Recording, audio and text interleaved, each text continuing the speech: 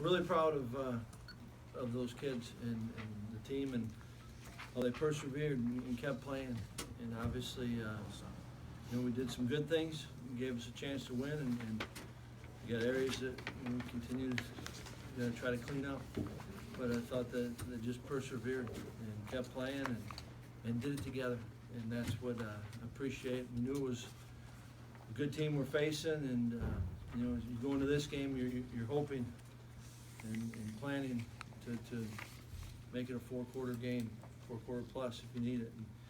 And the guys did a nice job of preparing during the week. Coaches appreciate what they did during the week and get to play the game. And a lot of guys stepped up and guys made some plays. And certainly, we're going to look back and see some areas that we can be a lot better. And I thought in the first half we didn't finish some drives. Early we had the one and we didn't get points, and then end of the half. And yet, you know what? Some of those same guys that came up big, in the second half. And then we talked about that at halftime. It was what happened in the first half, right? Can't affect, and it doesn't matter how you approach and play the second half. And that was a big field goal by Indy, and I think it was set up by a heck of a drive by the offense at the end. And Corey makes a big run on third down. We had some guys step up and step in. Whether it was Titus Booker going in when DT, Ryan Conley coming off again. Bradford Shaw, big moment, gets a first down, and had some guys in the offensive line playing, and certainly in the defensive line. So for us to be the best team we can be, we're going to need everyone in that room, and then some. And I thought the kids put it out there, and that you're always thankful for as a coach. Coach, what on your first touchdown drive, you had Hart in the game at quarterback. What was your thought process this week as far as incorporating both him and Alex into your game plan? Really, what you just said, we want to incorporate them both in the plan. I think for us to be the best team we can be, we're going to need everyone. And so it was one of those things that I think we're not a better team, but I think Bart gives us some stuff, and that was kind of a read option type play for him, and I thought it fit him, and thought he did a nice job of executing it for him. Had a nice catch and run after it. It was good. I thought Bart gave us some things, and I thought Alex gave us some plays, and it was good. We still can get better at that position too. Can you speak to how well your defense played today, especially when you were losing a couple guys to injury and more people had to step in? I thought they played really well, and guys did step up and made plays, and we were tested, and they stayed resilient through that. And same thing, whether it's offense, defense, special teams. It wasn't perfect, but guys kept playing. Talk about a great effort by Leon. Jacobs on the last kickoff return, and kept straining and kept going. But defense, they gave us a chance to win this one, and they closed it out. The way we wanted to. I mean, you give up. I don't know what it was. First downs they had or whatnot. And they made some plays. And they got good players, and they're well coached. But a lot of guys just battled. Paul, what dictated your changes in the offensive line, the various combinations that you used? A little bit was kind of health of where guys were at, and it wasn't until late in the week that we found out some things, and then just wanted to make sure that guys have earned the right to play. And as you know, we're still working our way through it, so we wanted to give guys opportunity, and you get them by earning them. And I thought every guy that went out and played, earned those opportunities, and as you guys know, we're going to need everyone. What do you have to do to start finishing off drives? It's been an issue. Yeah, I think I still think it comes back to good football, and you could say on the end of the first half, we can't give up penetration, and then you can't try to do more than what's there. I think that's one.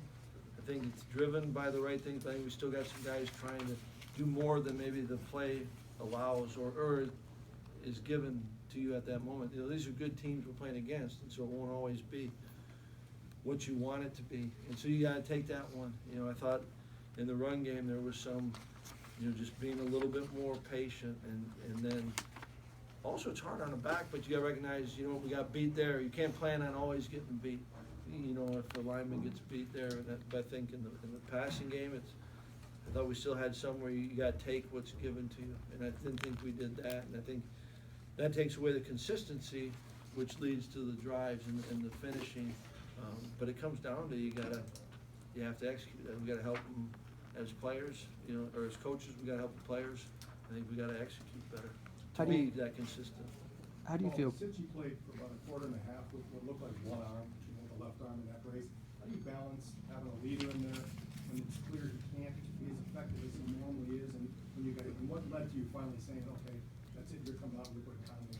Yeah, it is. It's a hard balance, especially a guy like Sitch who wants to, and obviously, you know, nowadays I think it's a lot easier on a coach if a kid can or not, and then you gotta determine, is he helping you or is he, because, you know, we've had a number of those this year where the kids are not gonna, they're gonna do everything they can, and I think that it was one of those where just had a chance maybe to make a couple plays that you think Sitch might be able to make, and so, I think that's what led to it, Jeff.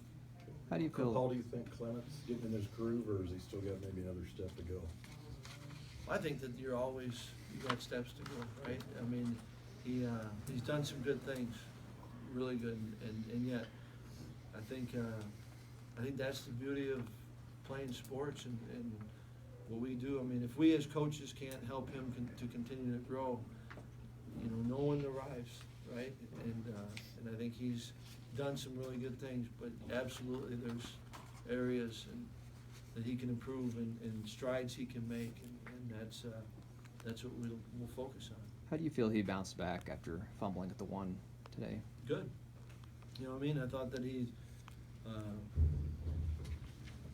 was big in that last drive, you know, and I thought that doesn't just happen, and that's hard on these kids, right? I mean, they're putting it all out there, and when it doesn't go your way, that's something you've got to deal with, and yet you're really proud of them when they do, and that takes perseverance and it takes grit, and that's not easy on kids, but you know why I think they do it? Because they care about this team, and they also got confidence in themselves. But I thought he did.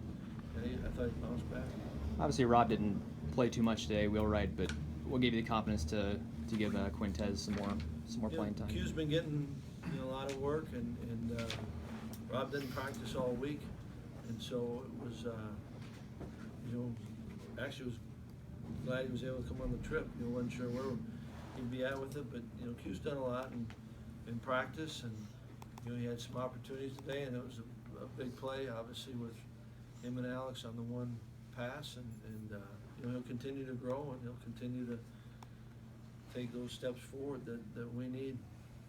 Just what led you to make the decision to have Endicott kick from 52 after you had missed that first one, and then what was your confidence level after you missed the second one going into the third? Well, I think, you know, that you're trying the situation of the game, you're trying to make it two-score game, and he's got his leg strength is not typically hadn't been the issue, you know, and so I thought that, you know, whether it's 52, and I get it, right? That's a long kick, and yet, whether it's 52 or 38, you know what I mean? I think that he's capable of it, and that was it was pretty cool to see him have to go through it, but handle it and go through that, and that was a huge kick at the end for us, and so we've got confidence in his leg strength, and I think that you gotta trust that the kids are, you know, they also know how to adjust. They know how to, you know, what went wrong with that play, for instance, with the kick, and you gotta trust them that they can adjust. They gotta turn the page, just like if it's a cornerback that gives up a deep one or anything that happens, like Corey, you gotta turn the page. So I think that's who he is gives you the confidence as far as a guy. You know, it wasn't gonna throw him for a loop. Are you planning on going forward with two quarterbacks, at least in some playing roles? Yeah, I always, you know, when I think Tom, when this whole thing started, I thought that we probably needed both, and haven't put a lot of thought into it since the end of the game, but you know, but going into it, thought that, and so I think that it's a real possibility. I think it's good for us, and maybe not put all the onus on one guy. You know, I think there's sometimes that could be something that just, you know what, we do it at, you know, almost, I think every, Michael Dieter's staying in, you know, there aren't many guys that are just playing every snap on that unit, and so I think there's a chance, like a good chance. On I the know that first might switch, open Paul, up a was it, can of worms, right? I mean, I think you guys all quarterbacks are- see it the same way, and so we probably won't have to talk about it. on the first switch, was it scripted, or was Alex a little dinged from the hit? It was not scripted in the sense of, we knew early, wanted to, in the game, didn't want to wait, and so, you know, we had time from the one where they reviewed it, and so we had time and actually had a chance to talk with Alex on it, then it ended up reversing it, so we punted, so, you know, there was time, so no, it wasn't because of the hit. Paul, Give- it's obviously not easy for Bart, finally gets the starting job, goes back to being backup. Have you liked the way he's handled that? Yeah, I have, you know, and I thought that me and they both did, right, when it, you know, it doesn't go on, but I think we gotta get over that as a group, you know, and I think what you're saying is right, you know, you're gonna open a can of worms, but you know what? The biggest thing we gotta do is make sure that we're doing all we can. That position, those two guys gotta do all they can for this team, and there's great examples around them of guys doing that, being unselfish and putting everything they got into it, and you know what? I'm all right putting that on those guys, you know, because they both can give us some good stuff. Do you have any Just update? take one more for Coach. Do you have any update on Derek Tyndall's status yet moving forward? Thanks, Coach. We've got, bring guys